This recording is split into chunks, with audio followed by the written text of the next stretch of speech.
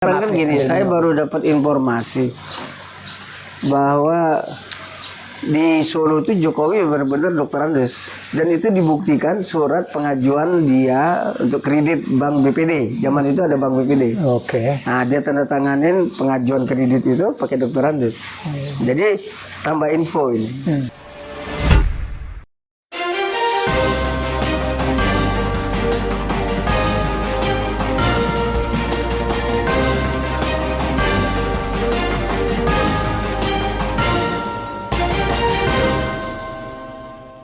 One Kawan TV One.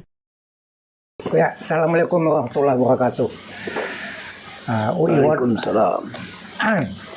Kedatangan tamu sangat terhormat dan sangat kami banggakan.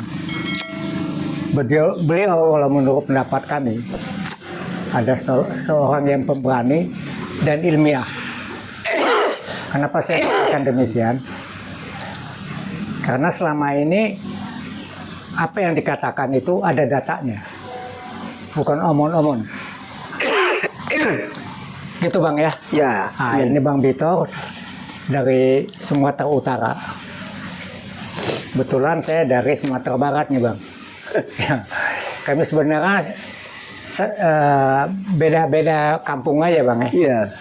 Tapi kalau menurut saya, seperti apa yang kita ketahui, bahwa orang Sumatera Utara itu orang yang pemberani, orang yang tegas, dan ngomong apa adanya. Gampang. Rismon dong. Hah? Rismon. Apa, Bu?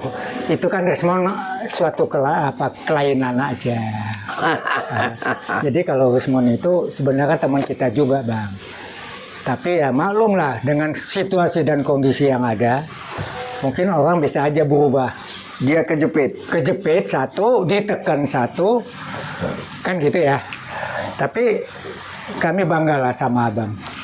Ya, kita ngomong apa adanya nih Bang, bukan mengada-ada. Jadi ini suatu kehormatan buat kami atas kedatangan Abang. Nah, jadi kalau kita ngomong-ngomong nih Bang, ini kita punya presiden yang wakil presiden ya, agak aneh ya, antara presiden dengan wakil presiden ini umurnya jauh. Boleh dikatakan ini cucu apa cicit nih ya. Tapi terlepas apapun, mungkin Abang lebih banyak tahu tentang Gibran. Apa ya sebenarnya rakyat Indonesia ini mengharapkan kepada Gibran? Ya, terlepas kita suka atau tidak suka nih Bang. Gimana Bang? Ya, ini konsekuensi dari kita menerapkan sistem pemilihan presiden langsung. Wah.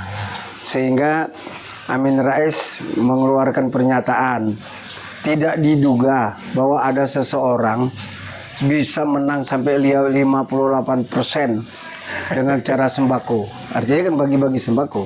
Jadi kan kalau dilihat dari 3 kandidat kan, nggak mungkin yang satu bisa sampai 58, satu turun ke bawah kan. Sementara yang 16% itu kan partai besar, kan nggak mungkin. Jadi Amin Rais menyesalkan bahwa dia tidak menyangka bahwa sistem pemilihan presiden langsung ini berdampaknya seperti itu. Seseorang bisa menggunakan kekuatannya dengan modalnya merampok semua sembako, membagikannya sehingga suaranya meledak. Nah, di situ letak budinya Prabowo kalau kita lihat dari pernyataannya bahwa kemenangan itu karena Jokowi turun bersama Gibrannya. Jadi Prabowo bersikap sekarang ini seperti ini memang ada konsekuensi seperti itunya. Jadi kita sebenarnya maklum Bang. ya, Tapi kalau menurut pendapat saya Bang ya, Prabowo juga jangan hutang budi itu membawa dampak buat bangsa Indonesia ini Bang. Nah ini yang kita harapkan. Gimana pendapat Anda? ya, jadi kan sekarang kita sudah lihat kemarin sangat menyolok ya, sampai semua orang berkomentar tajam bahwa rapat kabinet itu Gibran sudah duduk di meja-mejanya para menteri kan, sudah terisi kan. Nah, apakah itu sebagai akibat tindakannya Prabowo karena banyak masukan dari masyarakat ya? Tapi kan Prabowo ini memang orangnya reaksioner. Jadi kadang-kadang dikomentarin semua hal-hal yang nggak penting, apa yang dikritik orang dikomentarin, padahal Itu kan peran daripada pembisiknya supaya Prabowo diam aja, nggak usah begitu. Nah, kita lihat apakah Gibran ini benar disingkirkan dari kekuasaan itu atau hanya cuman sepintas saja, hanya pada momen itu aja. Menurut pendapat abang nih, dengan terjadinya Gibran menjadi wakil presiden dan situasi sekarang ini duduknya di belakang, tadi abang udah katakan apakah dia disingkirkan atau tidak. Tapi apa untung ruginya kalau dia disingkirkan dan tidak disingkirkan gitu bang? Kalau kita lihat sampai sekarang ya, sampai sekarang walaupun ada Gibran, kan kebijakannya Prabowo jalan terus kan. Betul. Artinya ada dan tiada nggak terganggu kan. Nggak terganggu, betul. Nggak terganggu. Jadi dia jalan aja. Oke. Nah, jadi ada juga sedikit komentar-komentar Gibran kan tentang MBG itu aja kan. Jadi saya lihat Prabowo semakin kuat ya. Artinya tim dia di istana itu kuat ya. Tapi tinggal bagaimana intervensinya siapa? Jokowi. Nah, Jokowi ini yang masih menentukan kenapa Prabowo nggak sampai langsung bertindak drastis gitu. Kalau saya pribadi bang, ada teman-teman bilang, ya teman-teman aktivis juga, udah kita singkirin aja itu sekalian sama Prabowo. Saya sih, menurut saya sih kurang tepat ya. Kalau kita terjadi Prabowo disingkirkan, pasti nanti kita jadi perang saudara bang. Ya, pendukung Prabowo juga banyak yang positif berpikir dengan terjadinya pemberantasan korupsi ya. Udah gitu invoicing itu bang. Ya, banyak hal yang tidak pernah dilakukan oleh presiden-presiden sebelumnya dia lakukan bang. Dan ini yang poin buat dia. Ya. Tapi masyarakat memang kan kurang puas saja bang.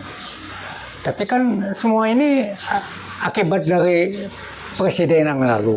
Menurut abang, presiden yang lalu ini ada nggak manfaatnya buat bangsa kita bang? Ya karena dia sebagai presiden kan setidak-tidaknya. Maksudnya Jokowi loh bang? Ya. Tapi kita sekarang kan gini, saya baru dapat informasi bahwa di Solo itu Jokowi benar-benar Dr. Andes, dan itu dibuktikan surat pengajuan dia untuk kredit Bank BPD. Zaman itu ada Bank BPD. Oke. Nah, dia tanda tanganin pengajuan kredit itu pakai Dr. Andes. Jadi tambah info ini. Nah, yang kedua, dari pernyataannya Eko Sulistyo itu sebagai ketua KPU di Solo, bahwa dia menerima hanya 2 surat, 2 lembar pendaftarannya Jokowi. Ya situ, Dr. Andes sama insinyur. Terus Bon Jovi itu dalam sidang-sidang di informasi publik itu, Jokowi insinyurnya itu bukan UGM. Jadi tapi dia insinyur juga. Kan 2 lembar surat itu. Oh, 2 lembar. Nah, terus yang pernyataan Eko berikutnya itu, selama dia menjadi ketua KPU di Solo, dia tidak pernah melakukan verifikasi ke UGM. Kok sekarang tiba-tiba muncul seakan-akan KPU yang sekarang ini menyatakan bahwa atau UGM sekarang menyatakan bahwa dia pernah verifikasi ke UGM untuk mendapatkan legalisir itu. Jadi saya semakin yakin ya dari hasil sidang waktu Bambang Tri sama kami ke sana loh bang, waktu sidang itu bang. Iya. Kami pernah ke sana ke Solo. Nah itu sebenarnya saya ikut ke Jogja ke Solo itu sama dia ya. Itu saya inginnya itu mendapatkan informasi tentang ke UGM itu bagaimana Jokowi bisa masuk ke UGM, sementara SMA-nya nggak ada. Jadi saya punya bekal ke Solo ke Jogja itu karena saya baca putusan sidang yang di Solo bahwa sampai terakhir sidang itu jaksa tidak mampu menunjukkan data. ijazah itu. Ijazah. Jadi ini hampir sama dengan peristiwa Sengkon dan Karta yang peristiwa tahun 70-an itu. Divonis 20 tahun karena dibilang membunuh. Padahal- Justru ketemu pembunuhnya itu sama-sama di penjara di Cipinang. Jadi si pembunuh itu menceritakan bahwa dia pembunuhnya. Jadi dia ada latar belakang para masalahnya. Jadi Sengkon dan Karta ini terus dibebaskan. Nah itu. Jadi dua orang ini, Sengkon dan Karta ini di sidang diputuskan tidak ada barang bukti. Jadi waktu pada itu pengadilan memutuskannya mereka bersalah, divonislah hukum. Nah bersama dengan ini, dengan Bambang Tri sama si Gus Nur ini tidak ada barang bukti, terus divonis, dituntut 10 tahun, divonis 6 tahun. Nah ini kalau kita mau pelajarin bagaimana Jokowi bersiasat, apakah nanti ini Roy Suryo dan Nativa ini akan menjadi korban dengan cara seperti itu? Jadi masih kemungkinan ada korban. Kemungkinan. Ya. Oh. Nah Saya- sebagai orang hukum coba dijelaskan. Ya, saya sendiri masih prihatin bang. Abang sendiri membongkar ini, kalau Suryo dibilang tidak, Bro Suryo salah, berarti abang juga dianggap salah nanti dulu. Jadi gitu, makanya saya hari ini mendapatkan informasi terbaru bahwa Jokowi itu pada waktu mengajukan kredit ke BPD, Ya. dia pakai Dr. Andes. Oke. Belum ada insinyur itu. Belum. Insinyur itu belum ada, apalagi insinyurnya UGM. Jadi dari putusan pengadilan sendiri, dia tidak punya ijazah SMA. Artinya kan kita semakin kuat bahwa Ya, Jokowi melakukan seperti itu. Nah, jadi harapan saya harus benar-benar dirancang oleh pengacaranya ini, jangan sampai dua kawan kita Roy sama Tiffany digiring dengan cara seperti itu. Artinya hakim masih dikuasain, jaksa masih dikuasain oleh Jokowi. Kan ini problemnya. Jadi kawan-kawan pada waktu di Solo itu seharusnya bisa menggunakan caranya pernyataannya Eko bahwa dia waktu menjadi ketua KPUD hanya menerima 2 insinyur sama Dr. Andes dan tidak pernah ke Jogja memverifikasi ijazah. Berarti kan memang nggak ada semua ini. Itu dan dibuktikan ada ininya. itu Ada YouTube-nya, ada apa? dari Pak Taufik. Oh Topi. Taufik yang telepon waktu itu di video kan waktu ya, itu. ya. Kan di video kan sama Taufik. Iya. Dia bicara sama Eko itu. Nah, terus kita bisa melihat bahwa apa yang dilakukan Jokowi itu semuanya terselubungin begitu ya. Jadi lari. Nah, kita melihat pernyataan dari ibu yang sekarang itu tadi ada di video juga menjelaskan bahwa dia 15 tahun menjadi kepala tentang keberadaan surat menyurat Presiden. Administrasi lah ya. Administrasi Gibran itu tidak tercatat dan tidak ada, dan belum ada surat keterangan mensetarakan itu. Yang bisa mensetarakan adalah ijazah. Nah, kenapa orang Direktorat Jenderal yang ada di Kementerian Dikti ya. Nah, itu membuat surat itu. Nah, itu dipertanyakan sama ibu itu. Ada videonya itu. Jadi Itu saya pernah baca juga. ya, jadi ibu itu mempertanyakan kok bisa surat seperti itu disetarakan dan diakuin oleh pihak kementerian. Seharusnya nggak bisa. Nah, jadi memang Gibran juga tidak punya ijazah, Jokowi nggak punya ijazah. Jadi ini turunan lah ya, bapaknya nggak punya ijazah. Jadi gini, kenapa bisa seperti itu? Pada waktu kita membuat undang-undang pemilu, pada waktu kita mau menjalankan proses pemilihan langsung itu, kita hanya mengandalkan KPU. Dan KPU tidak mempublishnya. Ini sudah Ya, seharusnya dia mendaftar, publish. ya kan? Mendaftar ini ijazahnya, kan nggak ada. Iya. Jadi hanya CV-nya sedikit lah ya, orang, CV-nya harus di. hanya sedikit orang yang dikuasain oleh Jokowi Iya. dengan uang tertentu untuk mempolis seperti ini. Jadi memang kuncinya di KPU, dan KPU itu sudah menyatakan bahwa tidak ada. Semua menyatakan bahwa Jokowi tidak punya ijazah. Nah sekarang kalau memang tidak ada, seharusnya kan penegak hukum harus bersikap ya. Nah, kan kalau kita masih bertanya begitu, penegak hukum kan masih ke sana. Ya itu makanya kita ini kan berharap penegak hukum di Republik ini, kalau negara ini mau benar, penegak hukumnya benar dulu lah. Iya, betul. Ya, Betul. jadi jangan sampai kayak kita ke polisi, kita hilang ayam, tahu-tahu nanti bisa hilang kebo. Itu kan anekdot yang dari dulu Pak. Saya masih kecil itu udah diomongin seperti itu, nggak ada jangan urusan polisi. Nah hakim. Yang saya mau lihat tuh gini, gimana? sekarang ini kan ada proses pengadilan. Ya. Terus Jokowi berapa kali sidang tidak hadir. Iya. Seharusnya di tim kawan-kawan kita itu membentuk tim untuk kejar Jokowi itu, atau kita katakan pembuktian Jokowi. Jadi kalau Jokowi nggak bisa membuktikan, ya tangkap Jokowi kan. Jadi kita bisa mengandalkan polisi atau kejaksaan itu ketika Jokowinya kita bawa. Nah ini tim ini yang kita belum Nah punya. ini sebenarnya kalau kita bawa Jokowi jadi masalah juga Bang. Siapa lo katanya ngajak-ngajak gua, kan itu satu. Yang selama ini kan berapa kali sidang tidak pernah Jokowi hadir dan tidak pernah kita lihat ijazahnya itu. Dan itu termasuk di Barreskrim Bang. Ya ini maksudnya negara apa gitu. ya, jadi maksudnya gini, kita kan mau menjawab ini. Ya. Kalau kita mau menjawab ini, kita harus lakukan seperti kawan-kawan pada waktu 17 Agustus. Ketika Soekarno dan Hatta ditanya mau merdekanya kapan, akhirnya kan diambil. Jadi bisa nggak kawan-kawan juga melakukan seperti ini? Jadi kalau kita berharap begini, Jokowi itu penasihatnya luar biasa. Dia sadar bangsa ini sangat penakluk, bangsa ini penakut, bangsa ini begini. Jadi apapun yang dia lakukan nggak ada yang berani melawan. Nah harus ada sedikit orang yang berani tangkap Jokowi, kasihkan ke Polsek atau ke Polres. Jadi jangan ragu-ragu lagi. Kalau nggak bisa. Sekarang nih Gibran, sebentar lagi 2 tahun 3 tahun. Kejadian Apa bisa ada yang bisa mencegah Gibran nggak menjadi presiden? Nggak ada. Nggak ada. Semua jalan lurus saja. Kenapa nggak ada yang berani? Seharusnya ada sedikit orang, nggak usah banyak-banyak, berlaku mau melakukan yang tindakannya yang di luar kemampuan orang lain. Baru kita bisa menjawab bahwa bangsa ini bangsa pemberani. Kita nggak ada pemberani. Hari kiri aja nggak berani. Makanya dijajah 350 tahun ya. Jadi kalau kita melihat ini akan berlanjut. Jokowi ini bisa selamat. Aparat-aparatnya masih ada. Perlawanannya cuma segitu.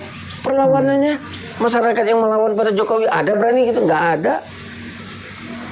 Kan nggak ada. Maunya gitu ya, rakyat yang 280-an juta ini. Nggak usah banyak-banyak. Macam waktu peristiwa 17 Agustus itu, hanya berapa orang kan itu? Menteng 31 itu kan cuma berapa orang itu?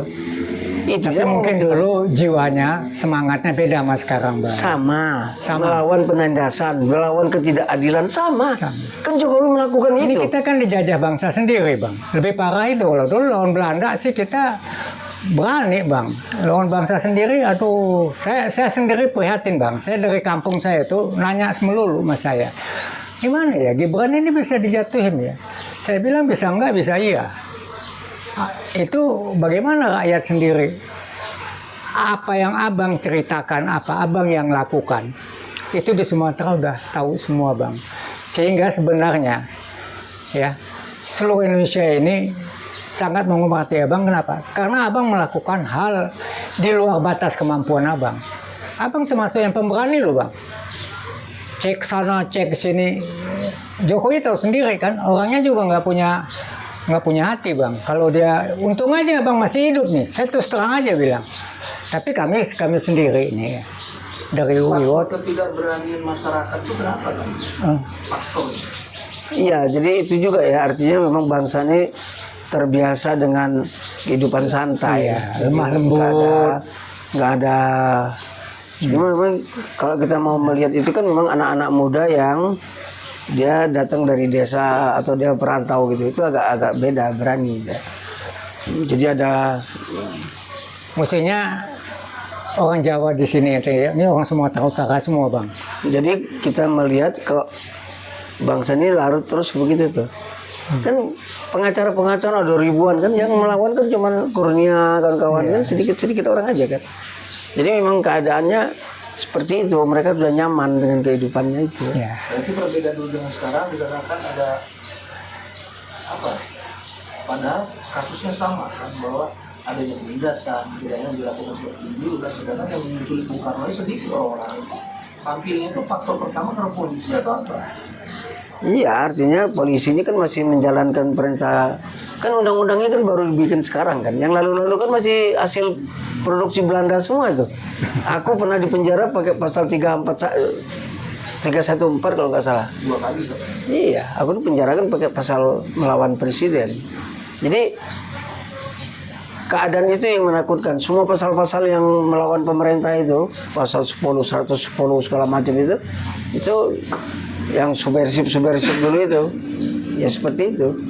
Itu yang harus dilawan kan. Sekarang ini udah bagus, ini ada Udah mulai lah, udah ada perubahan ya. Kohab baru sekarang. Tapi orangnya nih, hakimnya, polisinya, Iya. yang mesti dibenahin, jaksanya. Ya mudah-mudahan lah Penegak anak-anak hukum muda, lah, Bang. anak-anak muda sekarang nih kan yang baru-baru lulus nih kan melihat nih macam Ferry Hamsari kan luar biasa dia, berani nyerang presiden dia. Dia bilang presiden wah begini sama dengan si apa siapa yang syukur Mandar itu so. Ini kan sekarang ada muncul nih S3 semua nih, S3 semua nih menyerang pemerintah semua. Ada luar biasa itu. Sebenarnya kalau itu kita terjadi lagi, Bang, dari yang peristiwa tahun melawan Bung Karno tahun 60-an itu akan tampil lagi nggak? Yang orang seperti Nggak tahu juga. Kalau gue lihat sekarang kan Sitio muncul, terus si cara tampil yang UI. iya, Nah itu udah mulai itu. untuk ngumpulin itu gimana, Bang? Di hati mereka. Momennya nanti kejadiannya, ada kejadian yang membangkitkan mereka untuk turun. Seperti sekarang ini kan mereka masih momennya anggaran belanja negara untuk MBG itu kan, terus mereka demo kemana-mana. Terus kemarin mereka hajar kantornya Osman Paris kan, karena Osman Paris menyerang nggak keruan kemana-mana. Jadi ada mulai kesadaran anak-anak muda itu, dan itu nggak bisa dipaksakan. Maka macam kita ini nanti tersingkir karena anak-anak muda itu udah maju ke depan dan punya barisan yang banyak. Ada ribuan orang pendukungnya. Nah, itu yang itulah. kita tunggu, Bang. Selama ini kan karena yang muda nggak menongol, kita Hah? yang turun. Yakin bahwa akan tampil orang-orang baru. Harus dong, kan kehidupan ke depan kan kehidupan Mereka mereka. tanggung jawab. Mereka tanggung jawab kan untuk kehidupan mereka berikutnya. Apalagi mereka sekarang udah S3 dan segala macam udah. Nah, luar biasa lah. BEM itu kan harusnya menghasilkan pemimpin kan. Kalau bisa menjadi hariman-hariman yang baru lah, hariman Saregar yang baru kan gitu. Pemberani gitu. Jadi gini, Kita Bang, tunggu. saya sering berkoordinasi dengan BEM ya. BEM UI lah terutama ya. Itu mereka banyak aturan-aturan ya. Dan mereka sungkan juga terhadap dosen-dosennya lah katakannya. Yaitu apa namanya, ada sanksi-sanksi, mungkin sanksi tidak tertulis gitu ya. Ada yang tertulis, ada yang tidak. Yang ditakutin ini kan yang tidak tertulis, Bang ya. Jadi adalah penekanan sehingga mereka juga tidak berani bersikap. Nggak kayak kita dulu, Bang ya. Seharusnya kita nih yang tua-tua udah malu, Bang, capek. Kalau kita ikut demo itu dibilang mana yang muda-muda. Saya bilang kalau yang muda turun kita selesai, kita bilang. Nah ini kita lihat udah mulai turun. Tapi kalau dulu kita turun bener-bener, Bang, full. Nah kalau sekarang mereka sporadis. Ada yang bilang dibayar. Nah mereka bilang kalau kita turun ada yang bilang kita dibayar. Siapa yang ngongkosin kita? Kan gitu kan. Kalau dulu kita masih bisa jalan kaki, Bang. Kalau sekarang, anak sekarang abang suruh jalan kaki misalnya dari Depok ke Jakarta, wah sorry udah katanya. Di jalan udah dijegat terus. Mungkin Bang, buat saya sendiri, kita berharap lah mahasiswa ini sadar bahwa nanti tanggung jawab bangsa dan negara ini dari mereka. Dan kita turun ini kan buat generasi selanjutnya, Bang. Terus Gibran sendiri, Bang, kalau menurut abang, apa yang mesti kita lakukan supaya dia sadar gitu ya? Mungkin nggak dia sadar bahwa dia itu nggak pas jadi presiden gitu. Kuncinya kalau sekiranya di persidangan Roy Surya sama Tifa ini menang, terus Jokowi karena malu dan harus bertanggung jawab. Jokowi nggak ada punya perasaan malu, Bang. Terus dia menarik mundur anaknya ya. Nah, dicabut mundur dari situ, barulah terjadi. Tapi tarik menariknya ini kan kita lihat sekarang ini dengan Prabowo seperti itu, Ya mudah-mudahan para penasehat Prabowo lah, Prabowo-nya lah begini aja dia merasa bangga bahwa dia sampai menjadi presiden itu. Terus kemarin dia anggap semua republik ini udah jadi milik dia dan dia atur semua maunya dia kan. Itu yang bikin warga yang lain jadi protes. Ya kita berharap semoga lah kawan-kawan yang di samping dia bisa memberi masukan yang baik supaya Prabowo kalau memang tidak ragu-ragu ya selesaikan aja Gibran kan gitu, nggak ada huru-hara. Jadi setelah disingkirkan dari kursi presiden ke wakil presiden, terus disingkirkan lagi dengan peran-perannya, selesai. Jadi ada dan tidak adanya Gibran di kabinet nggak ada anunya. Yang kita lihat selama ini Prabowo ragu semua tuh Bang. Kayaknya mendapat tekanan apa gimana? Kita harus mulai jangan yang dulu-dulu. Kita mulai kemarin. Oh. Kemarin tuh pertanyaan kita, apakah benar Gibran duduk di kursi menteri itu karena disingkirkan atau kenapa? Jadi gitu. Jadi kita mulai dari kemarin itu. Jangan dari yang lalu-lalu. Nah, dari kita berharap tindakan Prabowo hari ini berubah. Dan Gibran itu harapan kita Bang ya. Nah, itu Gibran sudah nggak ada perannya. Jadi sehingga tuntutan siapa Koni yang perempuan itu, nah bahwa Prabowo hanya 2 tahun itu bisa dia jawab. Gibran selesai kan gitu. Dan Koni yang bikin pernyataan. Oke, terima kasih Bang. Ya dah. Ya dah. Kita sangat bangga dengan Abang. Kalau ada apa-apa Bang, kami akan turun Bang. Iyalah, Ya. sama-sama kita. Kita kan tokoh-tokoh yang berani ini kan, Abang termasuk tokoh nasional yang buka-buka cerita kan gitu kan. Kalau nggak kita nggak tahu Bang, nggak punya data mau gimana kita. Tapi keberanian Abang ini itu perlu diapresiasi Bang. Itu harapan kami Ya, supaya si Abang ini tetap sehat walafiat. amin ya, aman Allah. Tetap berjuang demi masa depan generasi kita Bang ya. Iya, anak-anak kita kan Anak-anak cucu pemimpinnya nanti kita. kan presidennya Gibran.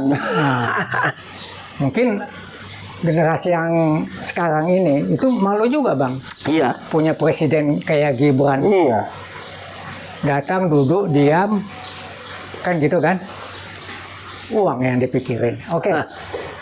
Terima kasih Bang atas kehadirannya.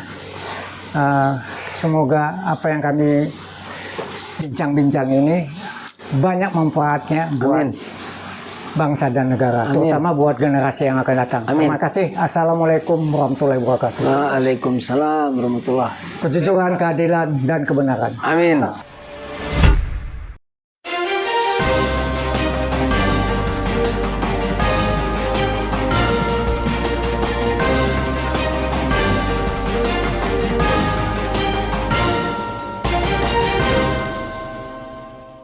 One Kawan TV 1